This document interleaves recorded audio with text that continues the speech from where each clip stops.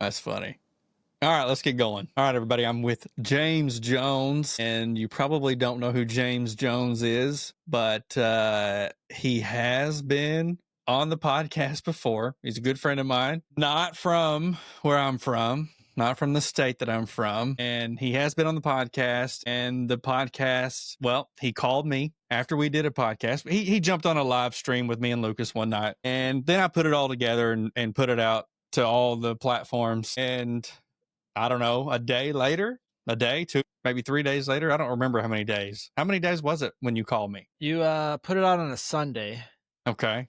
And did you call me on Monday? A Tuesday. Okay. So you called me on Tuesday, or you text me or called me and said, hey, man, I need you to take the podcast down. Can you do that? And I was like, absolutely. Didn't know why. Had no idea, but I absolutely. And that's what we tell all of our guests every time that they come on, like, hey, for whatever reason, if once you leave or, once you do the podcast, if you need us to take it down for whatever reason, we'll do it. I mean, obviously. So yeah, I mean, and I had no idea what was about to come down. I had no clue. I just knew that he needed me to take it down. You needed me to take it down. So I took it down. And then you want me to take over? Oh yeah, take over. So I was teaching at a school and I was making comments about my frustration with education, which I thought was part of my First Amendment rights, but I guess not. So what happens is we went on that podcast. I clearly made someone upset at the school. I don't know who. I can assume who, but I'm not going to say that here. Okay. I mean, you don't have to. You can say you're pretty sure you know. I'm pretty sure because. But you don't have to say a name. Please don't say a name. Yeah, I'm not going to say a name. All I'm going to say is I'm pretty sure I know who, and I'm pretty sure it was a higher up in the school district. Well, anyways, on Tuesday, I got an email, and it was just an email that said, hey, I need to see you after school. And I'm like, okay. And we had an early release or something that day. So I go in there, and he makes me sit in this chair, and I'm like, what the heck is he? It's the principal. I'm like, okay. So he makes me sit in this chair, and I walk in, and it's the secretary, him, and another assistant principal. And he's like, I need you to sign this. And I was like, okay. And he hands me this letter, and I have it right here. I've kept it. This was 22 months ago, Ben. Remember 22 months? It's crazy. Yeah, it's crazy. That's how life goes. It doesn't seem like it's taken that, or, it's been that long, but. Yeah. And it said, Dear James Jones, you are reassigned during work hours effective immediately. During this time, the administrator's reassignment, you are not to report to work or undertake any duties, responsibilities on the behalf of the school district, including supplemental work until notified by me. The reason for this administration reassignment is pending investigation of violation of governing board policies, and it gives you some word art like GBEA. This administrator reassignment is not discipline and does not construct adverse actions. Then it says the following procedures in terms of your administrative reassignment. And so it gives me like a list of what I cannot do, and basically says like, hey, you're on call. So go home, sit by your phone and wait. And so at this point, I'm like, and I'm trying to think what I did. And all I could think about was this podcast. I'm like, so clearly I made someone mad, and I know why I made him mad. If I made him mad, I understand why I made him mad. It's fine. And the principal that gave this to me, it was his first year being a principal. And the next year he got moved up to administration, like the district level, and he had got an executive job under the guy that I made mad. Just saying. Not saying anything more than that, because it's not worth it. So he got promoted? Yeah. After 1 year of being a principal. Well, anyways, we go on a reassignment, and I'm just waiting and waiting and waiting. And they call me at Thursday at, I think it was 2:30, and said, we need you at the district office at 3:15. Well, so when you called me, you didn't know for sure? No. Okay. And I know we've talked about this before, but I'm going to ask questions to refresh my memory, and questions that people are going to, I'm sure that's watching or listening are going to want to know. And they're going to want to know, did you know for sure? And so you didn't have a clue. Okay. I was coaching volleyball at the time. I was teaching, and I was like thinking, what did I do in this thing? No, nothing. Okay, so it's not that. And then I went on my social medias. I was like, okay, there's nothing here. I don't know what this is. And all I could think of was maybe I made the wrong person mad, and they typed my name in looking for something, which in the description of the podcast, it did have my name. And so I was like, that's probably how they found it. Well, anyway, so on Thursday they call me in. I called the union, the state union, and they had my back on this whole thing. And they told me like what to do. And so they scheduled a meeting for 3:15. I said, hey, you need to send the link to this guy, which is my state representative for the union. And he was in the meeting. And then I went in that meeting and they start reading like verbatim statements from that podcast. And I'm thinking to myself, like, this podcast from Oklahoma, who did I make mad? And at the end of the meeting, they said, well, we're giving you till tomorrow, Friday at 3:00 end of day to resign, or we're going to push this forward for you to be terminated through the district board policy. And I'm like, okay. And I leave. And my union rep calls me and goes, hey, you could fight this if you want, but they're just going to make your life miserable. And we're only like 2 weeks into school. So I'm like, oh boy, you know what I mean? So in the meeting, they made it fairly clear that it was going to end right there. If I resigned, they weren't going to push an issue or anything. And so I was like, okay, cool. And then that's what even my union, they're not going to report you to anywhere. It's just going to stop you. Just resign. That way you can go find another job. Because there's a lot of districts in this area, because there's the high school district and then there's a bunch of elementary districts, which I'm certified to teach in. So I was like, okay. And so then I resigned that night.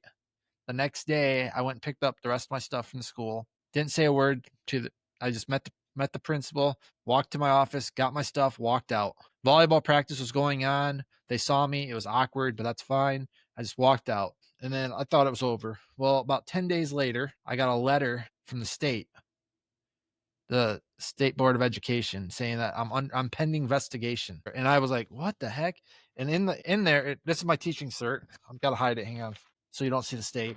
This is my teaching cert. And they said, hey, look at the back. And this is what they got me for. Where is it? I just read it. Engaging in conduct that was discredit the teaching profession. Because some of the comments I made, which were my own personal feelings, did discredit education. I mean, it kind of went down. I'm not going to get too much into it, but there is some things I said that could be construed, but at the same time, like, is it really hurtful that I'm saying my opinion and made it known that it was my opinion? I don't know. Well, it's not up to me. So that started. Well, at that time, before I got that letter, I applied for some places and I got offered 2 jobs. I don't know if Ben knew this, for teaching. The prison offered me a job to teach, and online school offered me a job to teach. But when that letter came, I was like, well, I'm gonna put the brakes on this, because I don't need this to continue. It's pending investigation. I don't need to go somewhere and then a month or 2 later they say we're taking teaching cert or whatever, because I didn't know what was going to happen at that point. I think that's when we talked about this a little bit, right? But the union did give me a lawyer. They did provide me a lawyer. So I had a lawyer in this whole thing. And when I sent that to the lawyer, they said, we don't know if this is going to go very far. And they said, you can fight it. There could be some wrongful termination here. There could not. It's up to you how to want to handle it. He goes, but we just have to write a response to the letter they gave me stating what I did wrong. And so he wrote that response. We went back and forth. We corrected it. I also got 22 letters of support from kids, teachers, and old principals showing that I wasn't what they're painting me as. So I had this whole thing given to the state, but then I just sat around and waited and waited. So this happened in August of 23. I didn't hear back from the state until December of 24. That's when the state came back and said, hey, we're going to give you a letter of censure and you have to take this class and you can keep your teaching cert. But meanwhile, you had a job. Oh yeah, we'll get there. Okay. We'll get there. So that's the whole thing. And I'm not going to fight it, because my current job, here's the letter they gave me about the state, about my plea agreement, basically, is the best way to put it. Our little agreement of don't say this stuff again and we're good. And I'm not going to say it. I'm not even going to say what state I live in. We'll just say Southwest. Well, anyways. But it even has me and LJ said. Yeah, I sent it to Ben. Ben's read it. Ben's read everything. There's even, they even quoted us in there. Yeah. Things that we said. It was just our response to what you said, but all of it was in good fun. But and the State Board of Education, actually, my lawyer sent a letter to the school board's lawyer asking for the recording of what they had, and they never gave it up. And so we're not sure Like, we're not sure they actually have a recording of it because they never turned that over in evidence. So Ben might have deleted it in time. I don't know. Well, I mean, they had a lot of words that were said, so they either wrote that down while they were, watching it, or they recorded it. But I think the reason why they probably never released it is because it would show that it was all in good fun, and Yeah. it went too far. They took it too far. Well, So they just wanted your words, and this is what he said. But they didn't want to show, in my opinion, they didn't want to show, and I'm not wrong, but they didn't want to show that we were laughing and having a good time. It was not like you were, they wanted to show you get what I'm saying. They wanted to make you out to be worse than, or make it out to be worse than what it was. Way well, worse. in all Because this honesty, I went did say it. way too far. Yeah. I Yeah, did say it. you said things, but dude, I mean, I have to own that I did say it, and people that don't know me might take it whatever way they want to take it. and that's why no, that's why they wouldn't show the recording, because anybody would watch that and go, "Are you freaking kidding me?" Well, Should he have said what he said? Maybe not, but you called us in here to, you made us think this dude is, a bad dude, and all reality, we should be thankful Well, to have him.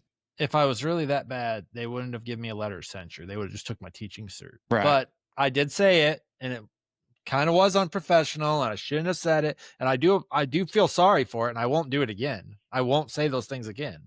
And I've told you that before, haven't I, Ben? Like, I'm not going to say that stuff. I haven't heard you say it again. Right. Yeah, I'm not going to say it again, and I'm not going to talk bad about the school or anything like that. Right. Yeah. The past is the past. Put it behind you, and you're. And like I said, I moved here 2 months before. I moved from my old town to this town, which is 4 hours away, because this is where my wife's from, and we wanted to be around my wife's family.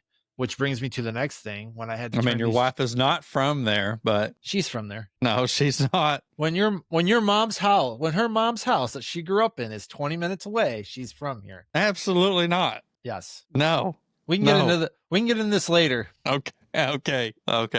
Well, anyways, so at that point in time, we were renting a house. I had to resign. I had to go home and tell my wife I was resigning that day. I might have cried. I'm not gonna lie. I might have been a little upset. I felt like I let my wife down, and I called my dad and apologized. I said I embarrassed our family. I don't think you know about this stuff. No, I don't. And I felt really bad. And I was like, on Friday, between I didn't really get out of bed, and then I went and got my stuff, came back. But on Monday I was ready to go, and that's when I started applying for jobs. And I got some things real quick. The prison was actually going to pay me a ton of money to go work at the prison. The online school, they were going to pay me. It was actually pretty decent, just to teach online. So those two options were there, and I was kind of happy. But then I got that letter from the state, and I was like, oh, put the brakes on this, because if I go take one of these jobs, then I lose my teaching cert. That's just going to look bad for me. And so I put a hold on that. And then I was sitting around and I was like, really thinking about it. And I was like, you know what? Hang on, I got to turn this fan on. I'm getting hot. I said, you know what?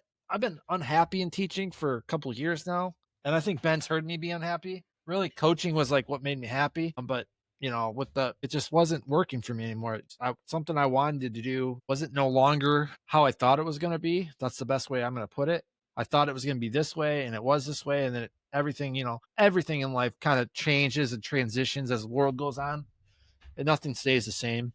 So it turns up changing to kind of something that I didn't like anymore. And so this kind of was a blessing in the sky. Although I tell Ben every day he got me fired, and he hears me say, but every day. So at that time, I had to make a decision. And I kind of was looking at my degrees. I got an undergrad and what I could do, and looking around at jobs that were in the area that weren't teaching. And I came across the Indian tribe over here. They were looking for a Parks and Rec director. And I read the qualifications, and I hit the qualifications. So I applied, and I ended up getting the job. And so then I transitioned to Parks and Rec, and I was like, okay. And I went back to school and got my MBA, my master's in business administration during that time. And so I started there. Like, I think I got my letter from the state on August 17th, and then I turned down those jobs on the 18th, and I applied on the 19th, I think, and they interviewed me the next week, and then I started 2 weeks after that. So I started my world in Parks and Rec, on the Native American tribe and around here, which is cool. I remember I remember telling Ben, and Ben thought it was awesome because I just made a change, and that allowed me to, my wife to stay here. We didn't have to leave. Yeah, I still got a tainted name out there with the district I worked for, but it's okay. Do you though? Yeah, I think so. I mean, in honesty, I work with that district still. Some of the schools in that district, which I'll get there in a second. Why I work with them, but and they talk to me, and we have meetings, and they call me, and I help them out. So I do help the district still in my current capacity because, like I said, I was Parks and Rec director for the tribe. It was like beginning of September, and then I was actually, when I started doing Parks and Rec, I really liked it. I really enjoyed it. And it wasn't just because it was new. It was just like I felt like I was actually doing programs for kids, and I was like the things I thought I would be doing with teaching that kind of like I didn't do anymore because of how much it changed and transitioned into a different beast. And so I was doing that stuff, and I was doing it for like lower income families and things like that on the reservation. I enjoyed it. And then I made a promise to my wife beginning of January. So this is like 3, 4 months in. And I said, hey, if the city ever, if the city we live in, if the job ever opened up in Parks and Rec or something in Parks and Rec that was comparable to the salary I was making on the res, I would apply. Literally 3 days later, the job opened up. Wow. Yeah. And so I made that promise. I had to apply. But the funny thing is, it was middle of December. I went to lunch with an advertising agency and some nonprofit people, and the city manager for the city I'm in was at that luncheon. And he goes, and we were talking. He's like, "Oh, you work for the tribe? That's cool. We need to have some partnerships and work together." I was like, "Yeah, I'm trying to do that because we're neighbors. Basically, all the kids on the res go to school in the city I'm working for, which I'm not saying the city's name, but the city I'm working for now, like those kids, there's basically the res is 4 miles away from the city, 4 or 5 miles away from the city. So it's basically they're part of the city. And so, we went to lunch. He's like, we have a partnership. And he's like, have you ever been to Somerton? I go, said it. Shoot. That's okay. He goes, he goes, have you ever been there? And I was like, yeah, I live there. And he's like, you live there? I know, I failed. That's okay though. It's only once. Maybe they won't catch it. But anyways, I go, I live there. And he goes, you live there? And I said, yeah. He goes, where? And I tell him, he's like, oh, okay. And then, like I said, I applied. And when I applied because I promised my wife. But I was like, there's no way I'm going to get that job because that job's like 10 steps up from the res. You know what I mean? And I was like, no way am I going to get this job, but I'm going to apply it because I promised my wife. Yeah, because you were initially thinking probably I'm going to do this for a year, 2, 3 years, and then I'll have the resume built up to get that job if it were to ever come open. Yeah. And then 3 days later, it's like, oh gosh, okay, I'll have, limited experience and over here at this job. Because the Parks and Rec director before me, she was there for like a year and then she bailed and went to the city south, right on the border.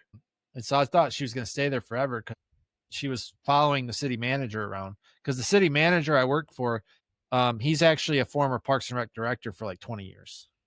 And so like when I applied, and so I was like, there's no way I'm going to get, when I applied, I was like, there's no way I'm going to get an interview or anything like that. And 2 weeks went on and I was like, yeah, I'm not going to get an interview, but it's okay because I like my job. And then I get this email and it's like, it's from Indeed. And it says, pick your time that you want to interview. And I'm like, okay, what? And I was like, so I put my time down. It was like, I left, remember we were racing. I said, I got to go to an interview and I left. It was like 7 p.m. or 7:30 or something like that. Yeah, I think so. Yeah. And so I went to the interview at like 7:30 at night, and I go in there and there's the HR director, the city manager, and a council member in there. And I'm like, yeah, no, there's no way I'm getting this job. But I went through the interview and I thought I did pretty decent. I represented myself well, I said. When I went home, I told my wife, I was like, I represented myself well. I talked about the programs I want to see within the city because we live here. And I said, and how I think we should do them. And I talked about other stuff in the questions. I can't remember any of the questions, but I thought I represented myself well. And, and I talked about policies and procedures and following those and, standard operating procedures, I got to develop them, all that stuff that I learned on the res. And I thought I said, I represent myself, but they're probably going to be looking for someone with experience. I told her, and she goes, don't sell yourself short. I was like, okay. She kind of got mad at me. And I remember at the end of the interview, I said, so what's the next steps? And they said, oh, we'll probably have a second round in about a week. And if you make it to the second round, which usually when they say, if you make it, that means probably not going to make it. But they said, if you make it to second round, we'll let you know and we'll schedule it. And it'll be more of a performance base. So we'll want you to demonstrate or present something. I'm like, okay. And so I left, and my coordinator at the res, the guy that's my guy right underneath me, he also interviewed for the same job.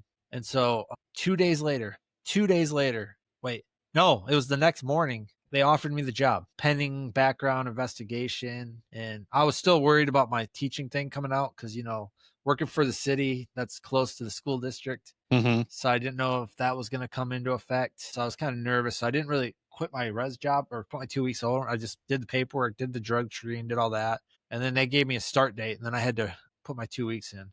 But that was March 25th. I started 2024. So you went from getting fired to running the whole damn park. Yeah, I have it's a small town. I think there's 56 acres of parks, 2 ponds.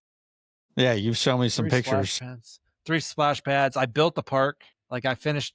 Like they had the plan, but I actually had to go get the contractor to do the bids and then have them build the park. We're working on building a 3.5 acre pond. You said lake at first, but we corrected you. Well, we corrected you. We're like, no, that's not a lake. It's Arizona. That's what there we go again. Well, anyways, dang it. I quit. No, don't quit. We're good. But the city I'm in, it's like, just relax, Ben. We're moving on. No, we're moving on. Don't bring too much attention to it. Gosh. Well, you are wearing a shirt. Yeah, but this has nothing to do with the geographic location I'm in. No, but it's got to do with you can put 2 and 2 together. There's 3 schools in the United States that have this name. Oh, okay. Okay. Well, anyways, yeah, 56 acres, a bunch of green space. I have the facilities I have to deal with. Well, the thing with this podcast, first of all, is, so far we are in the clear, right? It don't matter. I know you didn't want to say the name and that kind of thing, but I'm not saying anything bad. Right. You're just explaining what happened. Negative. Like I was back in the day, I said things I shouldn't have said. I was joking around, but yeah, it was jokes. Shouldn't have done it. So I guess, man. It is what it is. I got to be more protective of my words and my position in the world. But yeah, so with this job, there's a new high school in the that's part of that district, and I work with them. I enjoy working with them, actually. I enjoy seeing their programs getting better and expanding. So I enjoy what I'm seeing coming from the kids. I work really well with the elementary school district. Me and the superintendent there, we talk a lot. I can call him right now. He'll answer. That's a good thing at 8:00 at night. Yeah, for sure. So it's been a lot of positives. Like I guess I can owe it to you for getting me fired, but no, I take no credit in anything that happened. But the cool thing is this job allowed us to buy a house here instead of renting. So we bought a house. Do I feel bad for what happened? Absolutely. I said it, not you. I know, but still, you know what I mean? I was there. You know what I mean? I was there, and I don't know. Things happen. I told Lucas the whole story, or pretty much the whole story, the story that I knew, what part of the story that I knew. And he felt the same way. He was just like, God, he couldn't believe it. Neither one of us, we were like, what the hell? What the hell happened? But the thing is, like, not to get all religious or anything, but like, things happen for a reason, and there's a reason I wanted to leave my old school to come here for my wife to be around her family and my daughter to be around my wife's family, because my family's in Michigan. We're not going to move to Michigan. So there's a reason that clicked in me. There's a reason this happened. There's a reason this happened. There's a bunch of things that happened within like 3 or 4 months that were, there's some bad things that happened, like basically getting made to quit, or getting fired. When you were sitting there and they told you, if you'll just sign this and resign, you didn't resign right then, did you? No. Okay. So that's why they came out with the paper 10 days later or whatever. No, I resigned like probably 4 or 5 hours later over email. Okay. And they still launched the investigation because you didn't resign right then like they wanted you to. I don't know about that. I think they were going to do it no matter what. Okay. If I'm honest with you. Yeah. They felt like I did wrong. And that's part of the rules is if you feel like a teacher is doing wrong, you have to report them. Let's go back and explain what you were, you said you coached volleyball. I don't think we got into anything else. You were actually I mean, you were a teacher, but what were you doing? A PE and health. Okay. So you're a PE coach. You said this comes back to I met James, sim racing online cars he's sitting in his rig right now, and my rig's over here to my left behind me. But so we like to get on, we like to sim race. So that's how I met James. And then, Josh Anderson, everybody knows Josh, or if you're from Wilburton, you know Josh, our hometown. Anyways, Josh knows him as well. Actually, we can talk about that too. But Josh and I both, he had a name that was called the PE teacher. And we were like, no, it's not a PE teacher, man. You are a coach. You are a coach. So that was a funny argument between us. But so he was, then he changed it.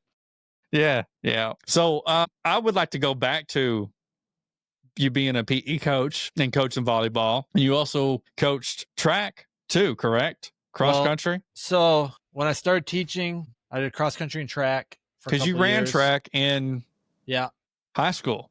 Yep, and college. Yep. And so the thing is, like, I coached track for a couple years. Then I went to a school of like 90 kids, and they didn't have track. And they're like, if you want this job, you have to coach volleyball. And I said, I know nothing about volleyball. And they said, well, you have a summer to learn. And the funny thing about that is I did go home and I came back, and we actually, the next 2 years when I was at that school, we won the championship for volleyball both years and went to state. And then I also coached basketball there and golf. And then I went to another school because at that time, it was like 2008. So it was like the economic turmoil. And so they kept like reduction in force, basically saying, you're the youngest teacher, so your reduction in force, we're moving you. So I moved from this school to this school. And then 2 years later, I had to go to this school. And at that school, I coached volleyball, basketball, and golf. But I still have that track background. And so I was at that school for 6 years. And I actually met my wife during that time, my last year there. And the reason we moved is because I got reduction in force again. The enrollment dropped. The school didn't have money. So then I decided I was just going to go to a big district in a city. And so I went there and I got the volleyball job. And then they had me coach freshman basketball for a couple seasons. And then that's where I got back in the track. But the whole time I was coaching club volleyball too. So when it comes to long distance running, do some people just don't have it, or can you get them? Well, can you get them there? Anything. It's just reps. It's just repetition. I mean, they're not going to be like, if they don't have the talent, they're not going to be superstars, but they're going to be in high school. You can make anyone a usable player. Well, what kind of talent do you need to be a long distance runner besides the obvious? Oxygen delivery system. Right. Slow. A good mixture of slow and fast twitch muscle fibers. I mean, is there a way to make yourself able to breathe more? Yeah, it's just practice, bud. It's just practice. Besides reps. I mean, is there a way? Like, is there a way to breathe? To actually, I mean, do you actually coach these kids a way to breathe? No, okay. I mean, and so you don't have a way to breathe either. I mean, it's just reps. It's just how I always breathe. Like if you went running right now, and you tried to run, 10 miles right now, like literally you get up right now and take off out the door. Do you think you could get it done? 10 miles? Yeah. I can get 10 miles in. I'm not saying it's going to be as fast as I was when I was 20 years ago, right. But is there a certain pattern or a certain way you're going to instantly start breathing when you run out the door? No, because everyone's got their own rhythm. And that's kind of what you're training off, their rhythm, their cycle, their rhythm. Some people have a short stride, long stride. They just get the rhythm, but breathing is breathing. It's like an instinctive. You just do it. I mean, you have to tell yourself to breathe. Like, oh, don't forget to breathe. No, you don't. You just breathe. So it's like the same as running. Your body just kind of tells you, hey, you need more oxygen. Breathe quicker. So when you're coaching track, it's got to be pretty easy then, right? I mean, what are you actually... No, because you got... I mean, what's involved in coaching track? So you mean distance running? Right. Distance running. Yeah, because, I'm really fast, okay? Don't even think I'm not. I'm really fast, but I was never taught how to launch, I guess you would call it. Like if you put me on the track to race. I mean, there's my mom's videoed my brother and I racing one day, and he gets down. He ran track. I didn't run track.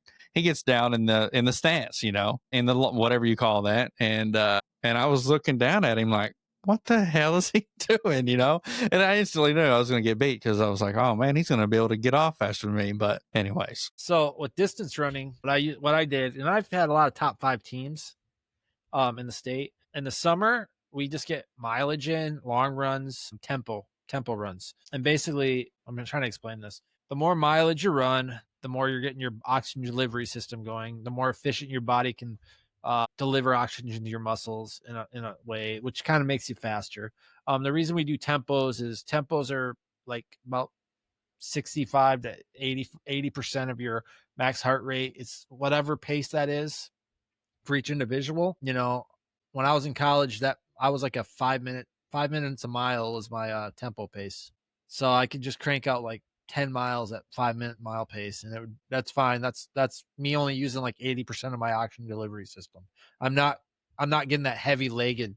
Like I'm burning off the oxygen kills lactic acid. So at that 80%, you're killing off the lactic acid that is being built in your body. So you're teaching your body how to burn lactic acid, basically. And lactic acid is that when you're running and sprinting and your legs get heavy, that's lactic acid going in your muscles, causing that. So what you're training is you're training your body for your oxygen delivery system. Tempos train how to burn the lactic acid off as you're running. The more efficient your body is at lactic acid, the faster that pace is. So the faster your race pace is, because your race pace in distance running, it's about 90%, which means you're slowly building lactic acid. So the more efficient your body is at killing lactic acid or burning it off, the faster you go in the long run. So it's a lot of science behind it. I like it. And then I like it. and then in the middle of the season, you do intervals, which are just around race, a little bit slower in race pace. And it's just training them how to do like a race. What I used to do is we used to do tempo thousands, and every third 1,000 meters would be all out. And that way they would go in oxygen, like they would go in oxygen and lactic acid buildup. And then the fourth one, they'd learn how to go back to pace. So they would learn how to run fast tired. I know this is really nerdy stuff. Sorry. We never got. I asked for a reason. We're really, Asked for a reason. it's really weird. I know. Well, I didn't know what the science was behind on, the long distance running. I know that if you're going to teach somebody to run,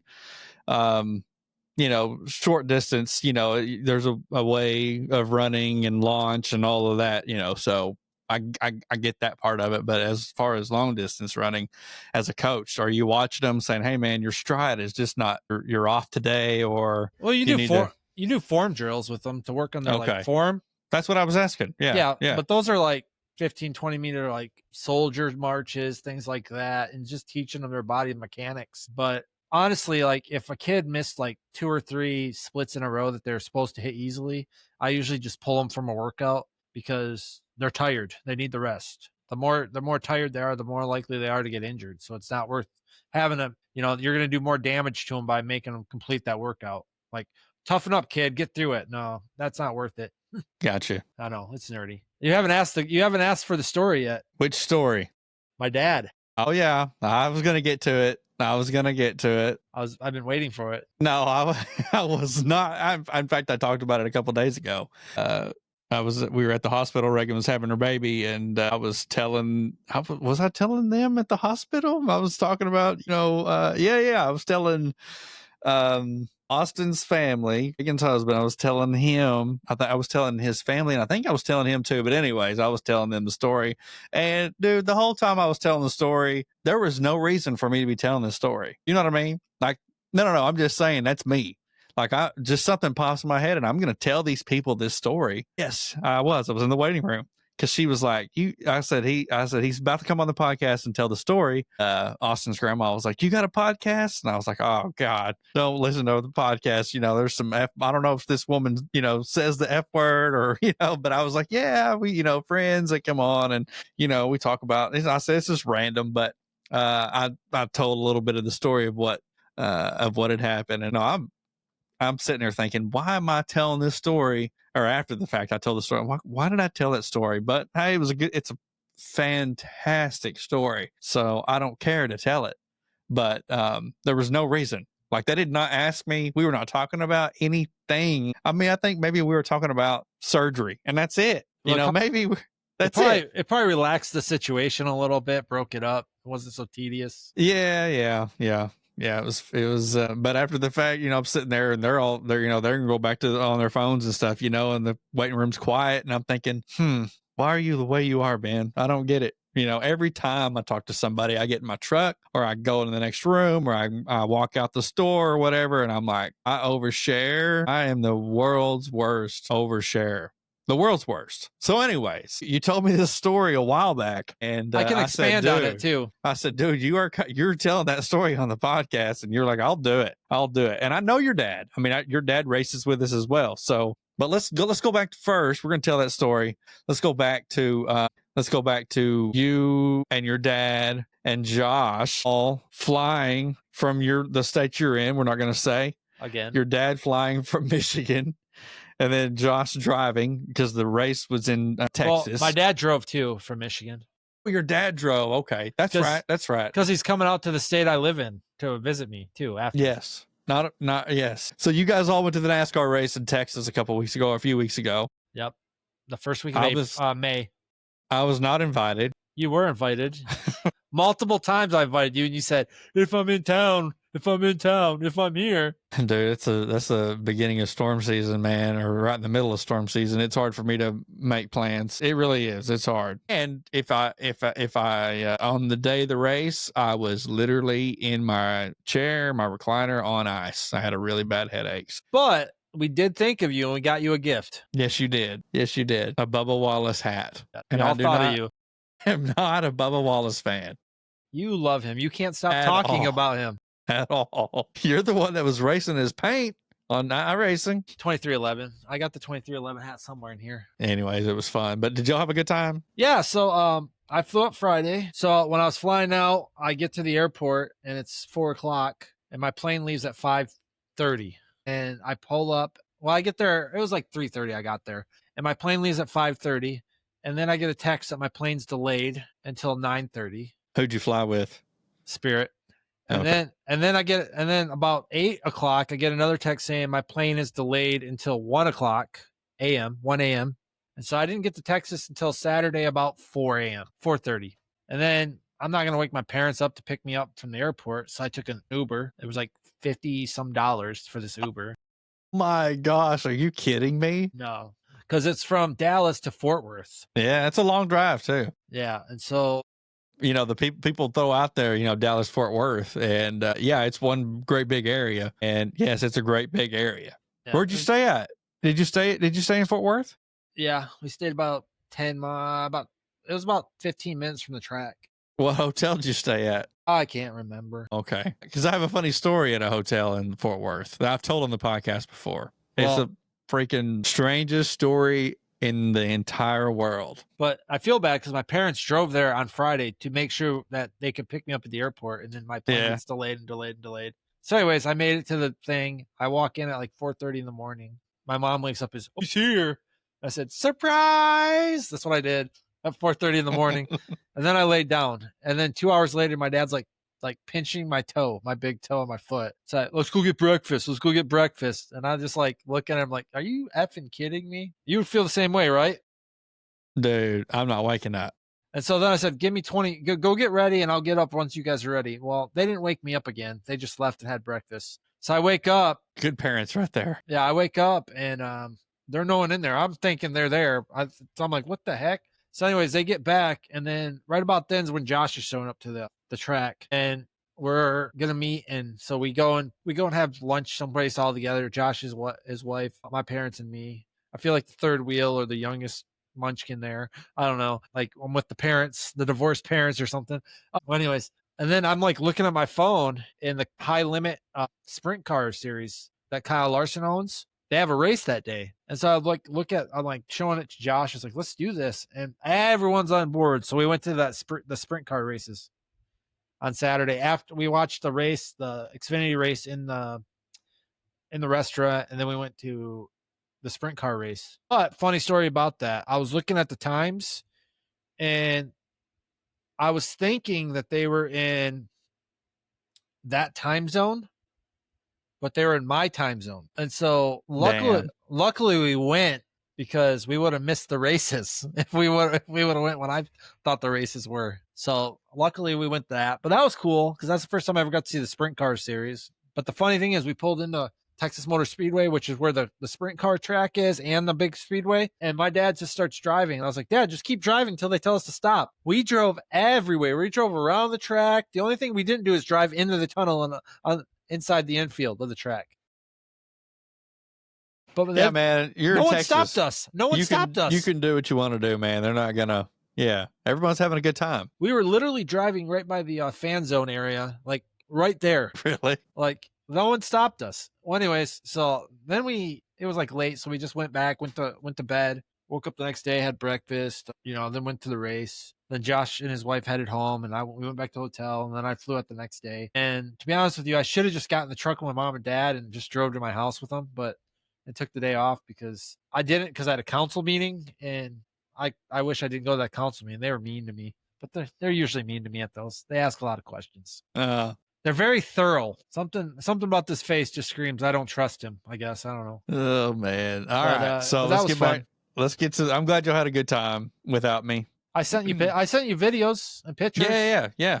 And we got you a hat. Yeah, you got me a hat. Appreciate it. Not really. I don't know what to do with it. You want to tell them how you found out about your hat? Oh, yeah. My mother-in-law sent me a picture of it, and Josh's wife saw her at her work, and she gave it to my mother-in-law. My mother-in-law sent me a picture of it on her dash, and I was like, what the heck's going on? The original plan was to put it on your truck. But I knew as soon as I saw the hat, I was like, what the heck is going on? I was like, okay, yeah. We were going to put it on your truck, but it was raining or something, so Josh didn't do it. Josh's wife runs the wellness center, I think. I think she runs it. Yeah. And so my mother-in-law was there working out or something. I'm not sure why she was there. And that's how she got the hat. But at first I was like, this Bubba Wallace hat on my mother-in-law's dash. It was just strange. But it took me about 3 seconds, and I was like, I already know, what happens. Yeah, I laughed. And I thought, you know what? I'm not going to throw this thing away, So I'm not a Bubba Wallace fan, but I couldn't do that. So I've got it. I'm going to hold on to it. It's a funny story. This also goes back to the way that me and Ben pick on each other. Me and Ben, pretty dry sense of humor, both of us. So sometimes when we say things, it comes off like we're being jerks to each other. But I don't have a dry sense of humor at all, but I like to play along. But I have a super dry sense of humor. Yes, and your dad does too. He may not even have a sense of humor. I don't know. I haven't figured that out yet. I haven't either. So anyways, me and Ben will pick on each other in our group chat, and I'll get a call from my dad telling me to leave him alone. You're being mean. And I'm like, no, Ben's fine. No, he's going to get angry with you. It's not funny. No one's it's just you. You think you're so funny, but you're being mean. He's just like yells at me. Oh man, it's funny. And like, that right there makes it all that much better for me. I've told your dad, I've told Jim, I was like, hey man, this is joking. I'm joking. I am joking 100%. We will go back and forth, and I know, you can see where Jim is reading it. For hours, we'll go back and forth, and he thinks that we're serious, and I'm like, no, we're not serious. This cat meme, oh my god, the cat meme just drove them nuts. Yeah, it did. That drove everyone nuts except me. I just laughed every time I saw it. But speaking of a very dry sense of humor, your dad, I haven't heard him laugh or anything, but. So he had a procedure, right? Is that what you would call it? Yep. A backstory in this. When I was my last year of college, my dad had kidney cancer. And so I did not know that. So, and he had his kidneys were fused together. So he had this major, because they never dropped when he was a kid to each side. So they were together. What? And so he had kidney cancer, which is a big deal when you have kidneys together. Because did it affect both? Did it affect one? And it was the size of a baseball, the tumor. And so my dad had, to get surgery. They had to break the kidneys up. And then, so this is 2007. And so they had to break the kidneys up. And so because of that, he gets a lot of screens for cancer to make sure that he's good. Obviously, my dad's still alive. They got it all. It didn't affect the other kidney. So my dad gets these procedures done all the time to make sure that he's good, and he worries about me, so he always wants me to get those procedures done. I'm like, nope, not old enough yet. But anyways, You're like, my kidneys dropped. and so he got a colonoscopy, is it called? Mm-hmm. Yeah, colonoscopy. So he had to schedule a colonoscopy. He was nervous about it and everything like that. Well, my dad, and he's a big guy, and anesthesia doesn't always work on him or keep him under. And so they got an anesthesiologist and they put him under. And somewhere during the procedure, he was kind of in and out of it a little bit. And he's got a big chocolate lab, a chocolate lab at home named Bo. I'm going to let Ben drink water because I don't want it to spit up. And so in the procedure, he woke up or came around and he started reaching back and he said, knock it off, Bo, knock it off. He thought the dog's nose was up his ass in the middle of the procedure, but everything turned out fine. Good. I didn't know that part.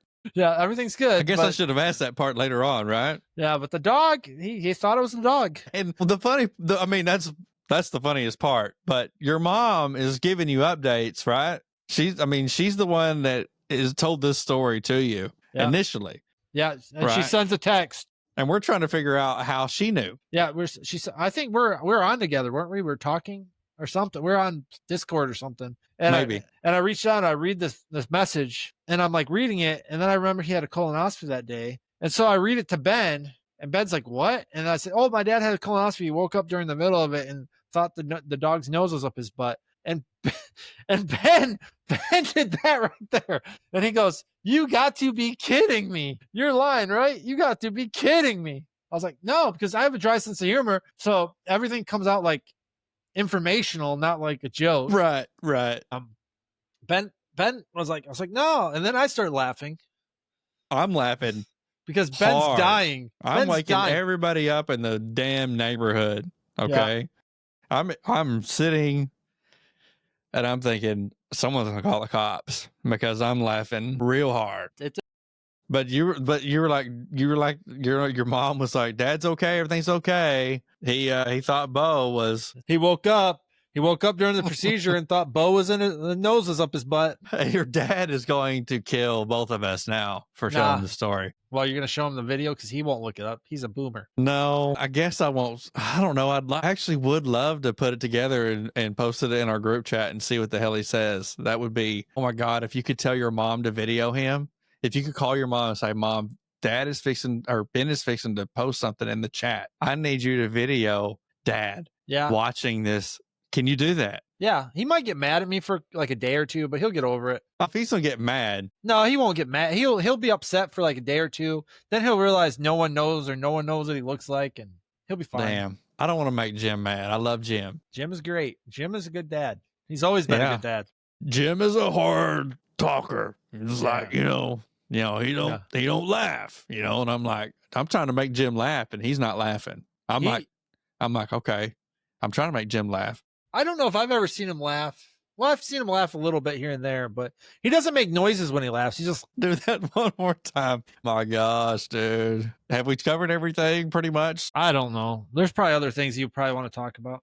I know you just told me a story, but tell me another story. That one's still raw, so I don't want to get into that one a little bit. Well, Parks and Rec is a unique job, I would say, because basically you got to look at it as you're in charge of the city's fun. You're the reason sometimes the kids leave the house for the recreational games. The adults leave to go to programs like we have Pilates and yoga and all this other stuff. We have a boxing program. We have a wrestling program. So, really? Yeah.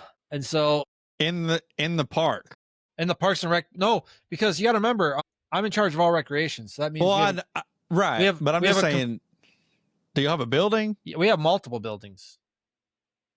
Last Thursday, a kid took a dump in the pool. We had to shut it down. Okay. Yeah, and we had to chemical it up. And I mean, there's some interesting things that happen in Parks and Rec, but the big thing you got to realize is we're a service, so I'm giving back to the community. That's what I like about Parks and Rec the most, is because like I'm serving the community. I'm making things better for the community. I'm in charge of all the special events. So like we have special events that we'll get 8,000 to 9,000 people at a park or on Main Street. That is very good. Yeah, I mean it's like our city model is best little city for events, family, and businesses. And What would be right your favorite one so far? of the events. Well, what I'm so 4th of July is always our biggest, which makes sense. Mm-hmm. But this year we're trying something new. Instead of doing a fireworks show, we're going to do a drone show. Wow. So because my daughter's got autism, so I like inclusivity, and sometimes the kids freak out when it's all bang bang bang, and that's something that the whole county that I live in doesn't have. So I think we're gonna pull a lot of people, but like our events are basically, we have 3 bands, we have a contest, we have vendors, about 40 to 45 vendors for selling food and stuff. We have the bands come, live music. We're gonna have 4th of July. The reason I like that is because we have 8 like the inflatable water slides for the kids, 8 of them, and we have the lifeguards there to make sure no one drowns. We have a balloon fight, 1,000 water balloons. It's like the biggest water balloon fight ever. How'd you clean that up? That's why I have a staff. But Is there any easy way of cleaning the balloons up off the ground like that? no, they usually just suck them up somehow. Like, Oh, okay. but so we have we'll have the water balloon fight. We'll have the things for the kids. I just think 4th of July is more of our family friendly one, and we have a lot of vendors. We have a lot of people that come and like serve the community. So there'll be no fireworks, or you're going to do No. fireworks one night and No, because drones?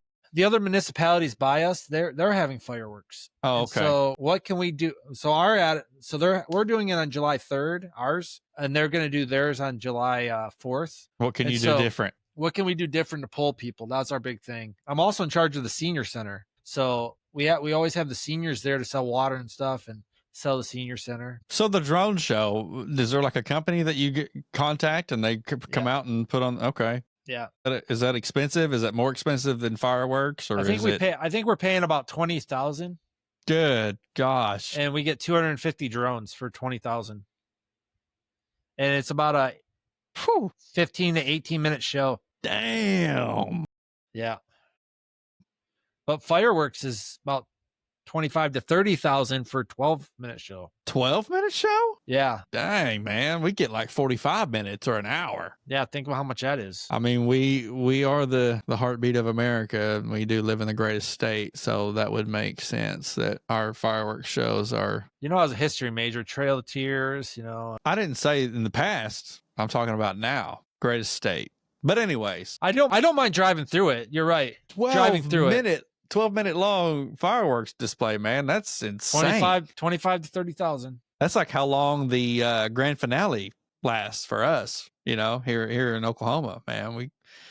They put on there's multiple hell of firework display here in Oklahoma. Well, in Michigan too, over the Great Lakes, but here it's not very much. My tribe, Choctaws, they put on a hell of a show. I wish, but it's Choctaw okay. Nation. But anyways, I'm just being funny, Well, but I'm being honest. It is true. Greater Days. We had we were trying to set the Guinness Book of World Records for the most overalls at a festival. The overall what? Overalls. Really? Yeah. Did it work?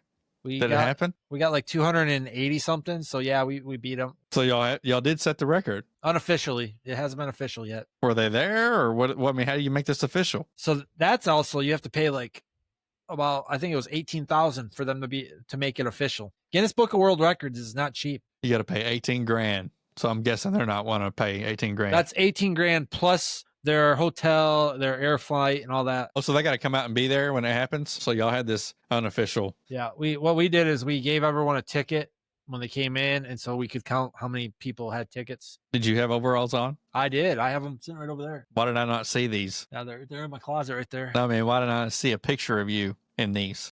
I look like a fat farmer Joe. That's why.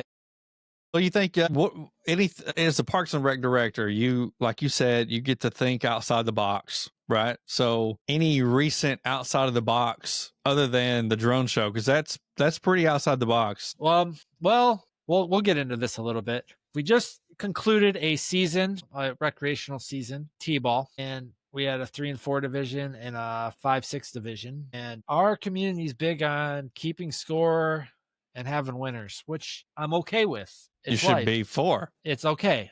But It's absolutely the way it should be. yeah, and so right now, because we had so many issues with them yelling at refs, yelling at each other, threatening each other, this is like, It is T-ball. I will have yeah. to say it is T-ball. Well, So we don't have to be too crazy on scores, yeah, right? but they're crazy. 3 and 4 were crazy. And then I'm watching, and so my big thing is I want to develop kids in our Parks and Rec direct part. So I always go and look at the games and say, what can we do better? What can we do better? And so I was literally I watched the whole T-ball game, and they never threw the ball once. They would grab the ball and run to first base, grab the ball and run to home plate. They would never like throw the ball. And so when I met with my recreational coordinator, we were talking about how can we make this better? How can we make this about development? How can we make the coaches care about development, not just winning and losing? And so we're kind of reorganizing our T-ball where they play each team 3 times. So the first 2 times we're not going to keep score. The third time we're going to keep score, and then we're still going to have the tournament at the end for champs. I also talked about having them making a rule that, let's say they got it at the pitcher's mound and they threw it to first, but they overthrow it, letting that be one base rather than them just keep running. Because that's really why they're not throwing it to first, because if they make a mistake, the kid's going to run all the way to home. So that's why they just grab the ball and run over there. But they're not learning the sport by doing that. Don't you agree? Yeah, I agree. And so what ideas can we come up with to make it more of a developmental program rather than what it is? And Usually only it? get one base anyways, though. I mean, you're only supposed to get one base on an overthrow, but Well, that's what I mean. But like the way it is now, they won't throw it over there because yeah, if it's overthrown but it stays within the fence, they just run like regular T-ball. And I'm like, yeah, we can't do that. We got to figure out how to get them to do something and not be afraid of making that mistake, because that's the only way they're going to learn. And I said, if they throw it between, if the pitcher, if they get at the pitcher's mound and they throw it at the batter that's running, yeah, let the batter keep running, because they didn't try to make a play at first. But if they try to make a play at first and they fail, let's not make the consequence be so bad that they don't want to do it again, and then they just grab the ball and run over there. So are the parents the coaches? Yeah. Well, and we have a draft, so what we do is we just put names and put them on like their names and put it on the board like this, spread them out. And so like all the 3-year-olds are in this column, all the 4-year-olds in this column. So it's a 3-4 team. They pick 6 from here and 6 from here. Or, you know what I mean? Right. And that's how we do the draft. But I told my coordinator, like, hey, next time before that draft, let's have a conversation with them and let's like say, hey, this is what we want to see. Yes. You're doing great. We're great. You're here. We're great. You're volunteering. You're doing a service to your community. You're doing a service to your kid, your nephew, whatever, your niece. And let's do it this way. And let's not care about making mistakes. And my whole goal with not keeping score those first 2 games is that's where they can do the development and really try that stuff, because there's no score. And then that third time they play, we can keep score. That's how we play for seeding for the tournament at the end of the season. Yeah. Yeah. For T-ball, that's okay. That's kind of my out of the box thinking. We got Yeah. our basketball league coming up now soon. So that'll be the next thing we have to work on tomorrow. As far as T-ball goes, man, and in coaching, you don't have to know that much to coach these kids, because you really just need to work on throwing, catching, and running bases, and that kind of thing. It's very basic. Yes, very basic. But we got coaches swearing at each other, cussing each other out. Gosh, I was going to ask, did anybody get thrown out?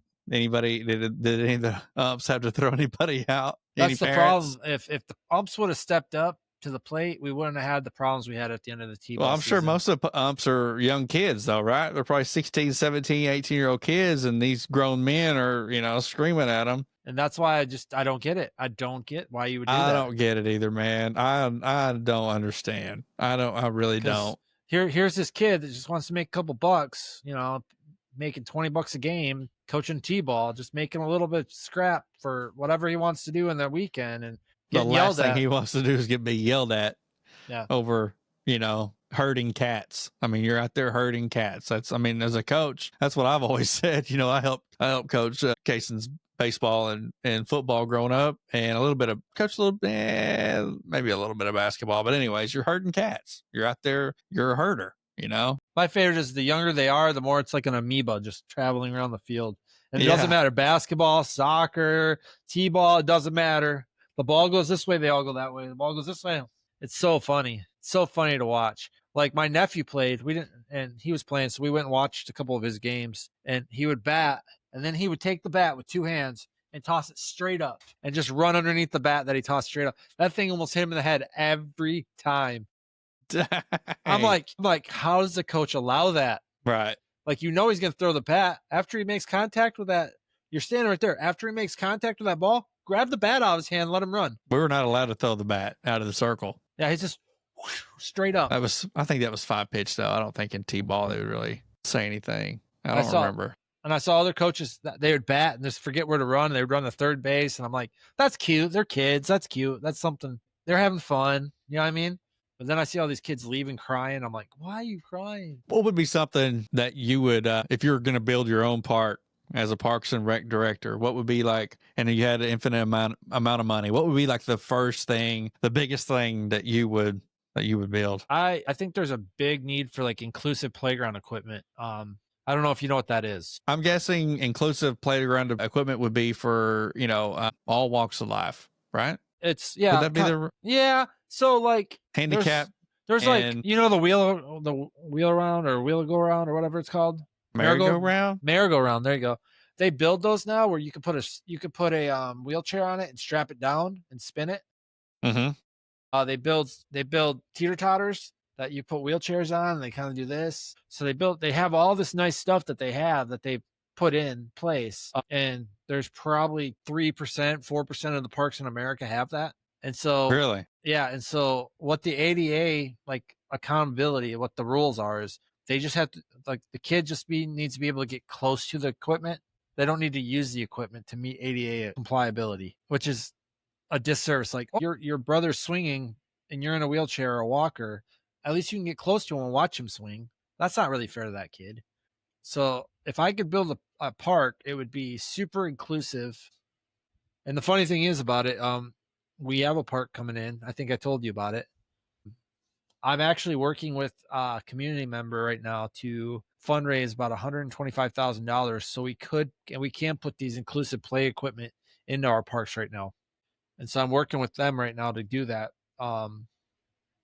because we don't have any of that equipment. We actually are still using, like, there's a rubberized pour and play, like, ground cover. Mm-hmm. We're still using sand and stuff like that for our fall protection under our playgrounds. So there's a lot of things I'm doing like that just to kind of make sure that every kid can be involved in what we do in parks. That's a big thing with me, is because I think that's like, if we're going to be the best little city for families, then we need to be the best little city for families. And not every family has like able-bodied kids that can walk around on their own and do things like that. So we need to make sure that we have a place for those kids and things for those kids to do so they can be part of the general population and play. Yeah, I agree.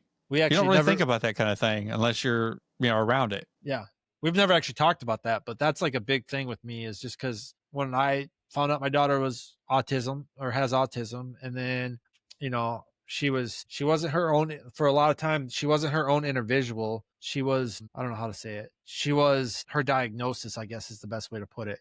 Like, people just looked at her as, she's autistic. Well, she's Aria. She's my daughter. She might not talk a lot, but she's cute. She's smart. She can get in that pool and play for hours. We take her to summer camp every day. She does good there. She just doesn't talk.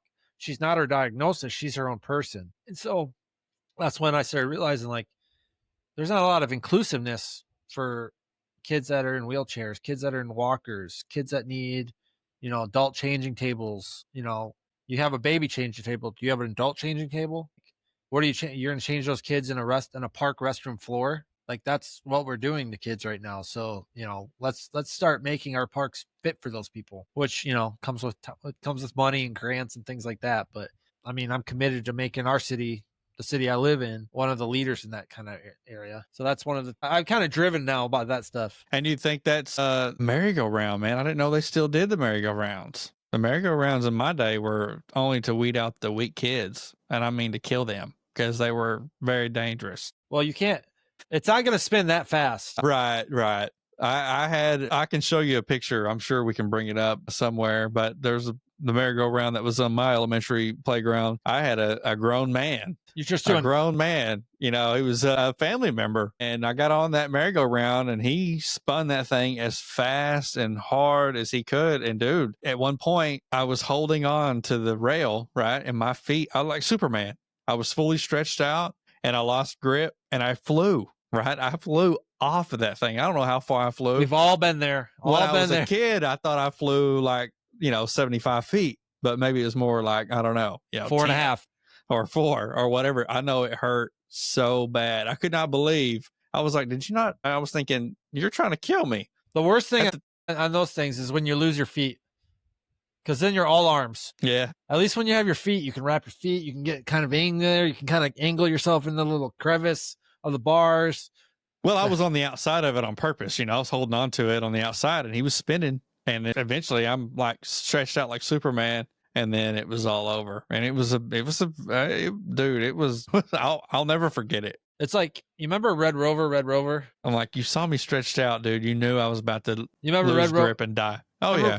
Remember how we used to like run as fast as we could and try to break that person's arm to try to break Dang that chain? right. That's like a merry-go-round like times 10. We're just holding on, trying to break our arms, holding on. Yeah. If we don't hold on, we're gonna break a leg by flying off it. I mean, the things we did when we were children that the kids won't do these days, man. No, only the strong survive, man. I'm telling you, that's the truth. I don't know if some of these kids will survive on some of this stuff that we did or some of the stuff that we would do. And the reason that stuff's not around, because someone got hurt and got sued. Because people were dying. Yeah. Yeah.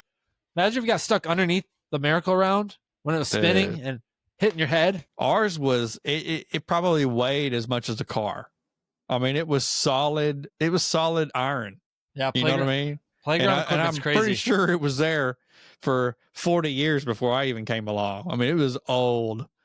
And this thing was like, get on me and I will kill you. I mean, it was it was a death trap.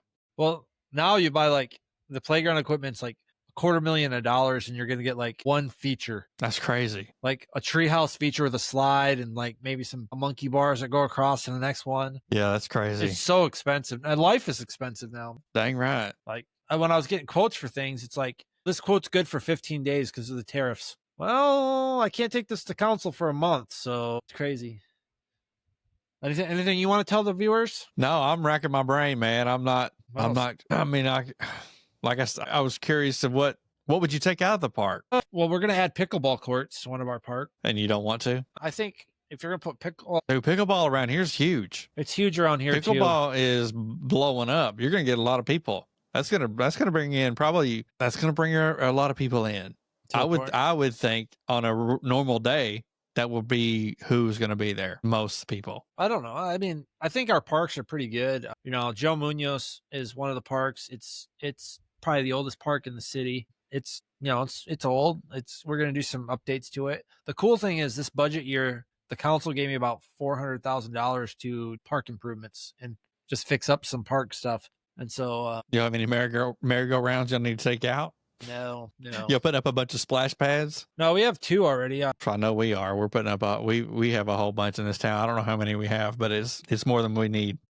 Yeah. In my honest opinion. But one of the ponds, when the splash pad runs, it fills up the pond. So we need that splash pad to run. And so the other day I drove by and I was looking at the pond and it was kind of low. And I went to our park and facilities manager. I was like, hey, we need to get the canal water into that thing. He's like, usually they use the splash pad. I was like, it's been too hot for them to be using splash pads. I was like, they don't want to stand on that hot cement. Y'all got a dry heat out there though.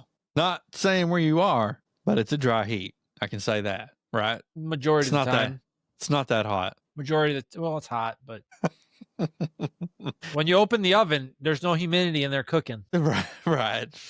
An oven's dry heat, but it still works. That's an inside joke, chat. I give James hell about his temperature. He'll send me it's 110 degrees or 105 degrees. And I'm like, it's a dry heat. Well, that one I sent you, like it was 121, and you're like, it's a dry heat. I'm like, it's 121 degrees. What do you mean it's a dry heat? Man, that's funny. That's the only thing that kind of irritates me sometimes because you're like, it's a dry heat. And your feelings about Mexico. My feelings about Mexico are valid. Well, just so you know, so we'll go back to this because we hit on it a little bit. My wife is from Mexico. I live about 15 minutes from the Mexican border. But she's not from there. But you say that every time. She Is from Mexico. She was born and raised in Mexico. Her brothers were born in the United States, raised in Mexico. Hey, can we tell a funny story? Her brothers are in the military. Yeah. One of them's in the Navy. But one of them's in our fantasy football league, right? Yeah, that's the one in the Navy. Yeah. Yeah.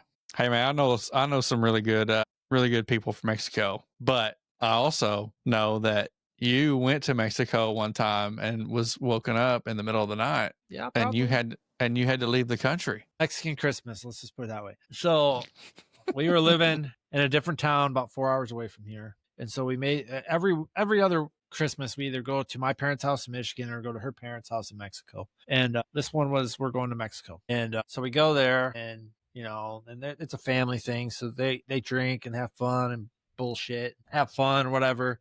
Well, anyways, sometimes my wife and her younger brother, they don't see eye to eye. Well, in fact, my wife's younger brother and me don't always see eye to eye, to be honest with you. But it is what it is. Is this the one that's in the fantasy football league? No. Oh, okay. This is the one that has like 3 children and never see them, but we're not getting there. So anyways, me and Ari go to bed. It's like Christmas Eve.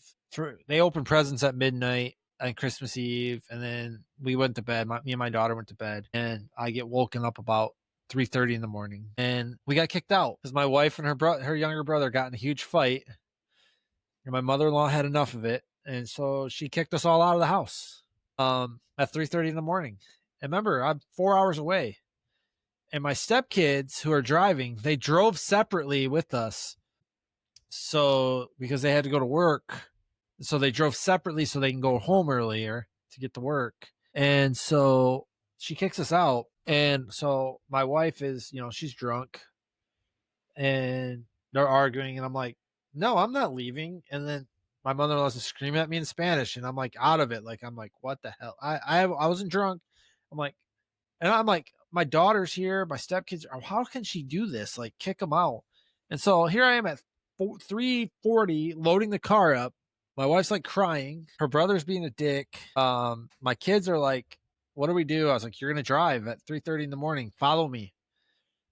Back to 4 hours. And then we get to the line and it's like an hour and a half line. The border.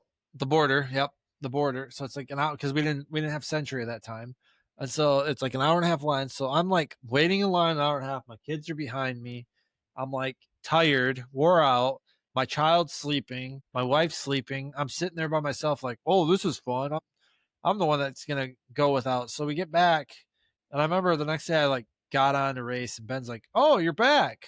And so I tell Ben this story and Ben's like, I would never go back. Never go back. Absolutely would not go back. You wake me up in the middle of the night and we are enemies from now on. Now, here's the funny part of this story. I don't let my mother-in-law live it down. So hell no, I wouldn't. So this last Christmas, we are having it here. Yeah. And my brother-in-law's in the military, not the younger one. He was at my house. And I told my mother-in-law, I said, I can't wait till 3:00 in the morning when I can kick your ass out of the house. I said it just like that to her. My wife like looks at me and all my brother-in-laws look at me and they just all bust out laughing. And my mother-in-law's like looking at me like, what did he just say? Does she know? Is she fluent in English? She's better now, but she knew exactly what I said. And she's like looking at me and they're all like looking at me. I was like, I can't wait. And then like at 1:00, I said, you got 2 more hours. At 2:00, I said, you got 1 more hour. And I'm drinking this last Christmas. And then at 3:00, I said, time to go. Time to go.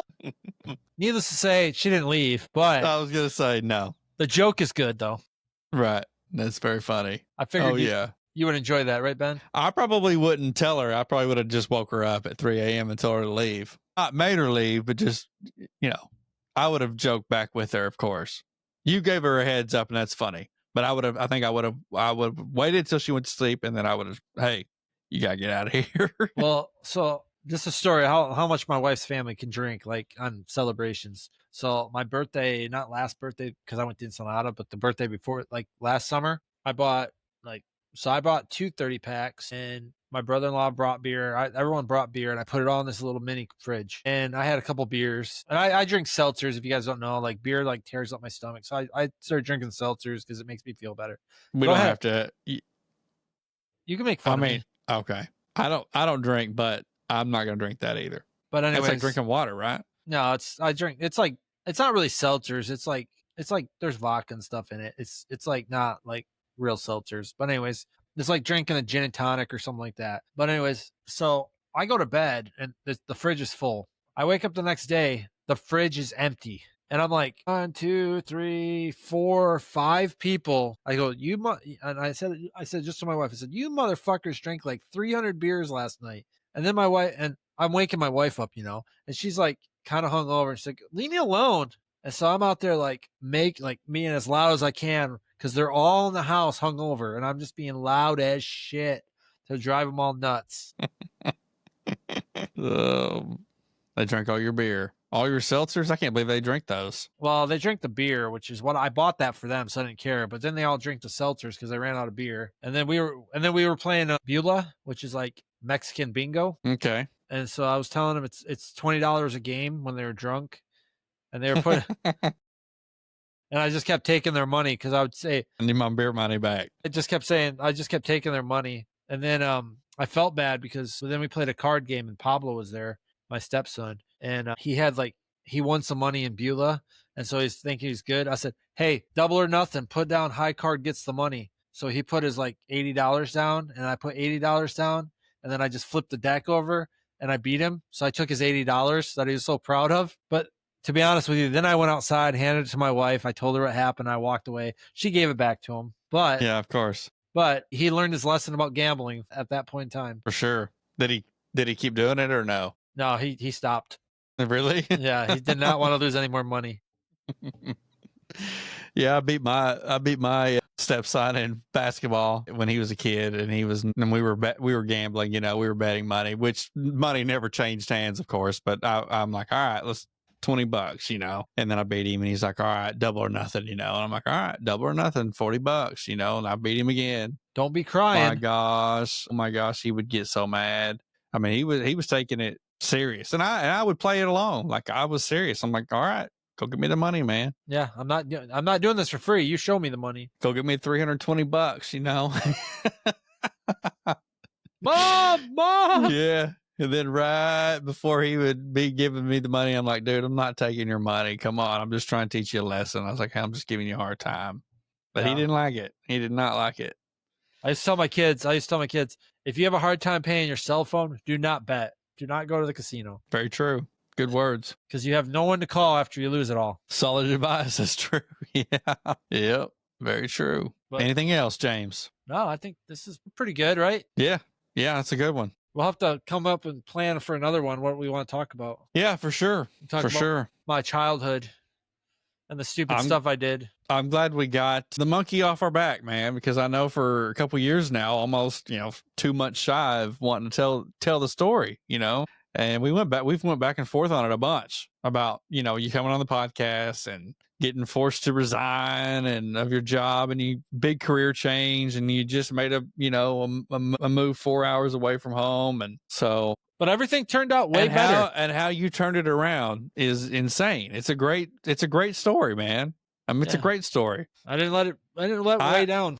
No, you didn't. I did not know you cried. I did not know that. If I'd have known that, I would have deleted you off my friends list, and never talked to you again. No, I'm kidding. It was an emotional day.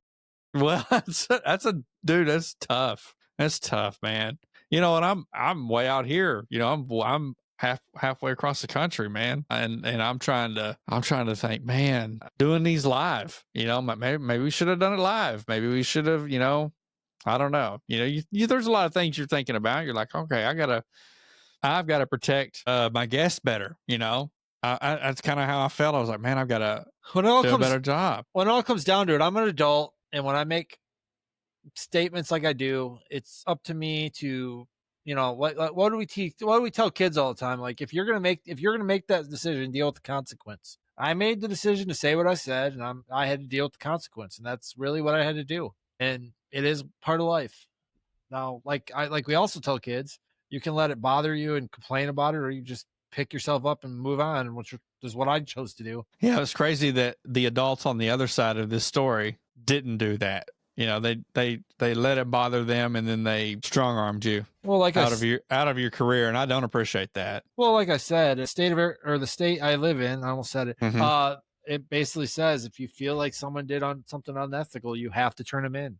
That's part of that. That's on that piece of paper too, on the back of the Yeah, teaching cert. but James, I don't know how it is out there over there where you're at, but I know of and was I there? Did I see it firsthand? No. But have I heard many stories about teachers with students and not let me repeat this, not really get in trouble. They are forced to resign.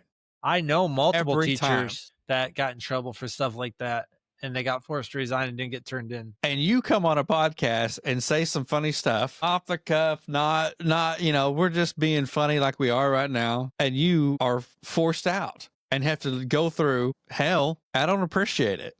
Now I'm being real. Now I'm not, I do I appreciate these teachers and coaches and stuff around here, and you start talking about somebody and I get it. Not everything you hear is true. It's kind of like the podcast we did. Your words were read out to somebody. They read them, some funny things that you said. And if they would have listened to the podcast, they would have known that you didn't mean it that way. The person that got mad initially knew that you didn't, knew that it was not that big of a deal. But when you read it, it's a lot worse, than it really was. But then you've got stories about teachers and coaches with these, doing what they ain't supposed to be doing, should be in prison, and they go through the same thing you went through. They get fired. They don't lose their teaching nothing. They get to, they don't get turned in. They get to go coach somewhere else. They get to go teach somewhere else. And like I said, when you bring up a couple of these stories, they're like, oh yeah, but what about what's his face or what's her face? He was doing the same thing, and he's still, 20 years later or 15 years later, he's still, teaching or coaching or and I'm like, well, surely it didn't really happen then. Well, and they're like, well, the thing around here is like some of the teachers that know me. I guess the good thing is like it never really got talked about, so a lot of people know what happened. So like some of my friends that are teachers around here that I knew for years, they know I stopped being a teacher. They don't know why. They have no clue. And they'll talk to me, and all of them are like, yeah, I just can't wait to get out of here. I got X amount of years before I can retire. I'm just playing the game. This is what they say to me. And I'm like, you should be saying this stuff. Trust me. And I'm not going to say their names or anything because it's their truths. It's not my truth to tell. The reality of the story is maybe maybe the principal or whoever could have pulled you in and said, hey man, so and so, sent me this link and to this podcast, and is there any way you can just get them to take it down? And maybe don't joke about that stuff or whatever. Maybe don't say that anymore. And that should have been the very end of it. Period. It is what it is, though. I can't control what they do. Right. But it all worked out. Yeah, I'm happier. My wife's happier. My family's happier. You're making more money. Making a lot more money. Money's not everything. I understand that. No. Happiness is. A happier family is as well. Yeah. Like I'm not coaching until 10 o'clock at night, 9 o'clock at night.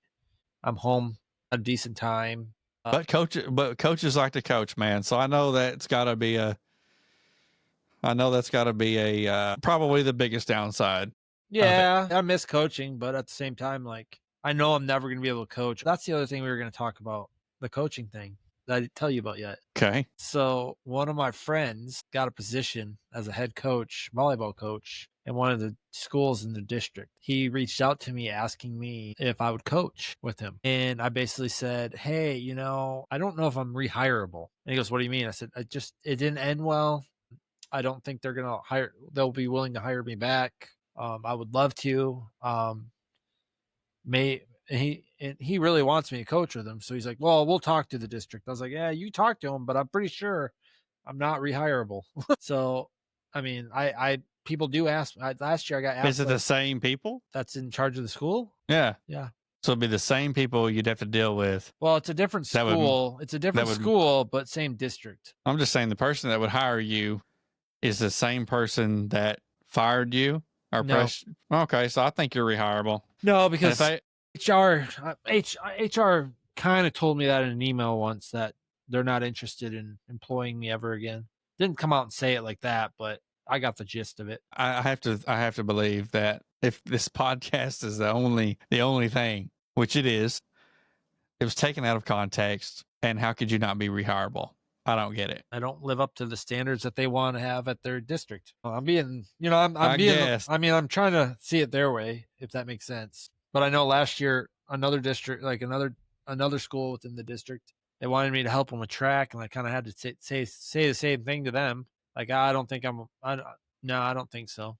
Don't think it's going to work out. I think if you want to do it, you should go for it. That's what I think. And I think that whoever interviews you will see that, I think you just get out in front of it and tell them the story. Well, tell them what happened. Well, we have Say, this is what happened. I went on a podcast. I said this, and we have a thing called, it's a co-sponsorship. It's called a boot camp. The name of the city, boot camp. It's like a fitness club, ran by an old PE teacher, and that's been here for a long time. He's retired now. PE coach.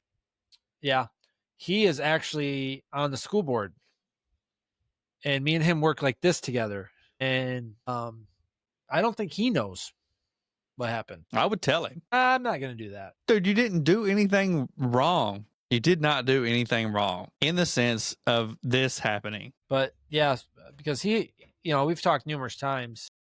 We're on the podcast talking about it right now. Yeah, me and him talked numerous times, and he's never brought it up. And he runs a fitness boot camp for residents of the city and it's co-sponsored program, so we help him out. He probably does know, and probably the person that told him is probably the person that don't like you. And when he told him, he was like, "Really? That's stupid.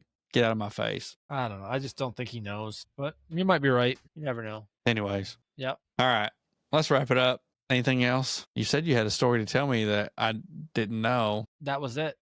No, you told me that story. People asked me to coach. You told me the gist of it. Yeah. Well, but you had another story to tell me. And I remember I said I'll forget. And I forgot. Oh well. I'm sure you'll come think of it. We got to get a notebook, and when I tell you a story and you laugh, you just got to write it down. Yeah. I do have a lot of funny stories because I did go to a Catholic college. Remember? Oh, you did? Well, give me one funny story. We're at 1 hour and 55 minutes, so let's get one funny story in and we'll wrap it up.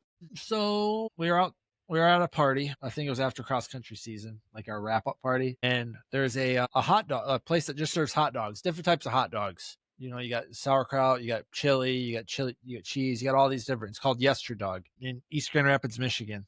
Well, me and my buddies all went there, and we were going to get hot dogs. It's like 2:30 in the morning. We should have just went to bed. You know that old Nothing good happens after midnight. The How I Met Your Mother thing. I think about this all the time when I hear that from How I Met Your Mother. So we go there, and it's hot dogs. My friend Adam, who's got a PhD in like biochemistry. He's like a smart dude from LSU. He ordered 4 fellatios, and we got kicked out. We got banned for a month, all of us. He ordered them, but we all got banned. Damn.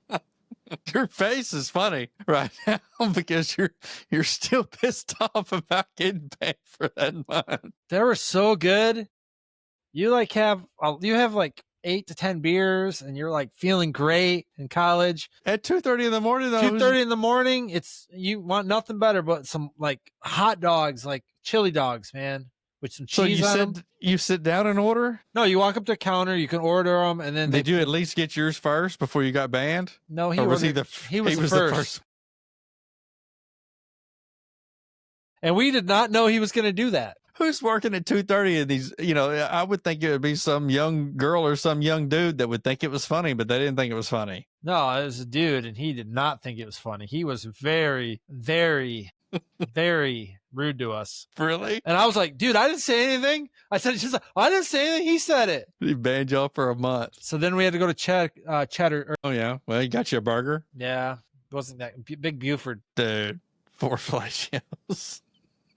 And then it's right out the door. There was 4 of us, so maybe that's why he thought we were all part of it, but we were not part of it. We didn't even know it was going to happen. Joel bust out laughing when he said it. Well, I was in shock at first. I was like, what? Because you know my dry sense of humor. I was like, what did he just say? And then I like look at him. He's like smirking. That's why this story is so funny, man. Because if I told this story, I don't think it'd be that funny. But you telling the story with your dry sense of humor and standing there, never in a million years would you do this. I was like, I would. I was like, what did you just say? And he was my college roommate. And I was like, did he act like that normally? Oh yeah. Yeah. Okay. He had the poop bowl, which oh my gosh, so he took man. he took so we went to one of the houses. I don't remember who. I think it was like the basketball team's house or something, because all the teams had their own houses off campus.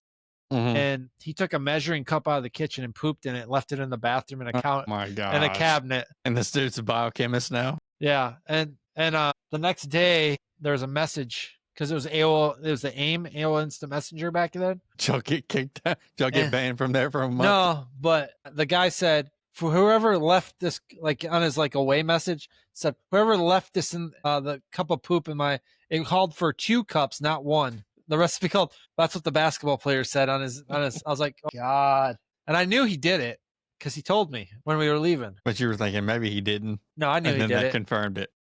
Because he pooped in a bowl and put it right outside the walkway of our dorm one day, and he called it the poop bowl. Where's this guy now? He just got married at the age of 40. Do you stay in touch? Oh yeah. You'll still joke about that stuff? Yeah. Yeah, I can write him right now, and he'd probably respond right away with some funny, clever thing about it. Man, well, tell this guy to watch the podcast. We talked about him on here. Yeah, yeah. The fellatio thing's pretty funny too. Yeah. Just thinking of the look on your face. I was like, and the guy's like, "Get the hell out of here!" Then he starts cussing and swearing and screaming at us and get the fuck out before I call the cops. I'm like, Jesus. Talking about hot dogs. I'm hungry. I haven't eaten dinner. You got to do that. You got to do that. Eat dinner? Yeah. Yeah, I know. But you were pressing me, and I was trying to get things ready, and I was like, all right, I'm getting everything ready, and then I'll eat some dinner real quick, and then, but you were like 2 hours. I'm like, dude, it takes a long time to get this thing set up. But it's been worth it, right? Oh yeah, definitely. Oh yeah, for sure. I'm sure I got more stories. I just gotta think of them. Well, write them down or something. I have a friend he's a lawyer in Michigan that I could tell you some stories about him that we got to save it though. I have a friend that's a coach at a college. He got some stories on him. Coach at a college. No, not gonna tell you his name, or the college, but it's a D1. It's a D1 university, and he's the head coach. Dang, got some funny stories on him, huh? Oh yeah, and I still talk to these people all the time. Well, write them down. Let's do this again soon. Yeah, I could be when you need entertainment. I don't know. Probably no one's watching this. Well, they will when I put it out. I guess I'll have to watch the.